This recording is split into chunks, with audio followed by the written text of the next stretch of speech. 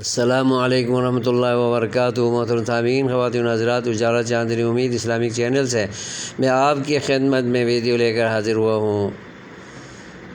میرے بزرگوں، بھائیوں، دوستوں، ماؤں، بہنوں، بیٹیوں، اس دنیا کو آخرت کی کھیتی بناؤ اور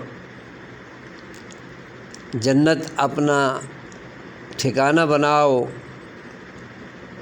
اللہ تبارک و تعالیٰ نے اپنے کلام میں اور رسول پاک نے اپنے فرمان میں یہی کچھ ہمیں سکھایا ہے کہ ایمان لاؤ، اسلام پر، ایمان اللہ اور رسول کے فرامین پر، عقائد پر، اور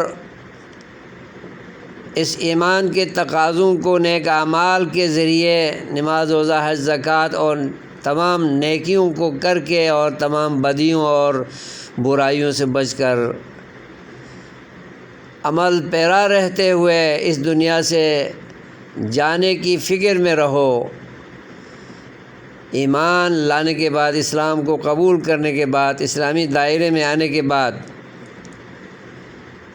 اگر ہم اعمال صالحہ کو کرتے رہیں گے اور برائیوں سے بچتے رہیں گے، اللہ کے احکامات کو مانتے ہوئے زندگی گزارتے رہیں گے، تو پھر جنت الفردوس ہمارا ٹھکانہ بنے گی۔ جنت میں ہماری میزبانی ہوگی، ہماری مہمان نوازی کی جائے گی۔ یہ اللہ کا وعدہ ہے۔ اللہ نے کہیں نہیں کہا کہ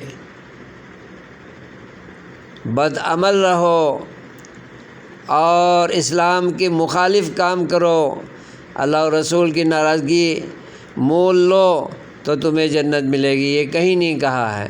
ایمان پہلی شرط ہے، عقیدہ توحید پہلی شرط ہے، شرک سے بچے رہنا پہلی شرط ہے۔ پھر عمل صالح جو اللہ رسول نے کرنے کے لیے کہا ہے، بتایا ہے، سمجھایا ہے، انبیاء کے ذریعے ہمیں پہنچایا ہے، ان پر عمل پیرا ہونے سے جنت ملے گی۔ ویسے اپنے خیالات کے ذریعے جنت نہیں ملے گی۔ اللہ اسی طریقے سے عدل کرے گا، جو اللہ کا کہا مانے گا اور نیکیاں کرتے رہیں گے، بدیوں سے بچتے رہیں گے، شرک سے بچتے رہیں گے، توحید کو اپناتے رہیں گے اور عمل پیرا رہیں گے اسلام کے تقاضوں کو کرتے ہوئے، تو جنت انہیں ملے گی، شفاعت ملے گی اور دوزخ سے بچاؤ ملے گا، جنت میں داخلہ ملے گا۔ اس کا الٹ تو اللہ کبھی نہیں کرے گا۔ ذرا سوچو، ہوش کے ناخن لو۔